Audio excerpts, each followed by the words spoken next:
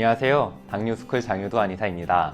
당뇨는 생활습관, 그 중에서도 식습관 관리가 특히나 중요한 질환이라는 것은 누구나 알고 계실 겁니다. 어떤 음식을 먹는지 중요하며 같은 음식을 먹더라도 어떻게 먹느냐가 중요합니다. 오늘은 혈당을 낮추는 여러 가지 식습관 팁을 알려드리도록 하겠습니다.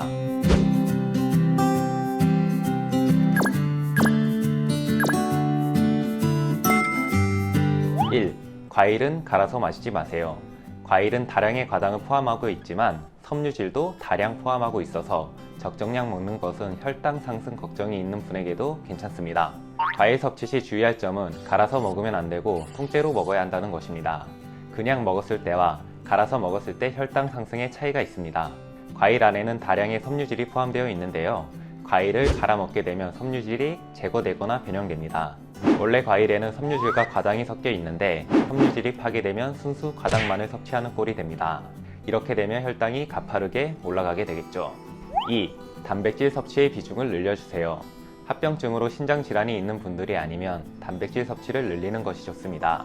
우리가 평소에 먹는 한식은 권장하는 단백질 섭취량에 비해 단백질이 적은 편입니다.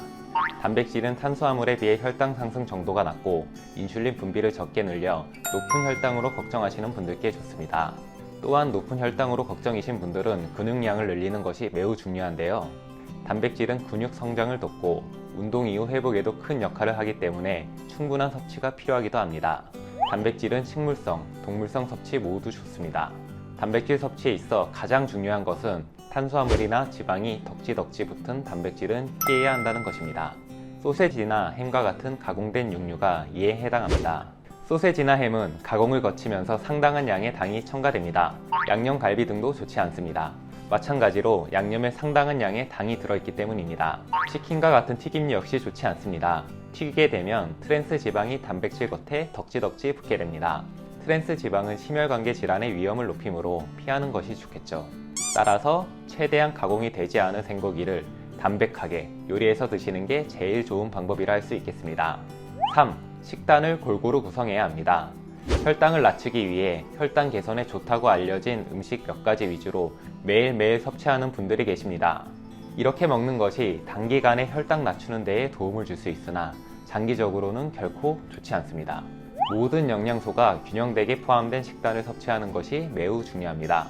탄수화물, 단백질, 지방이 골고루 포함되고 섬유질이 풍부하게 포함된 식사를 골고루 하셔야 합니다.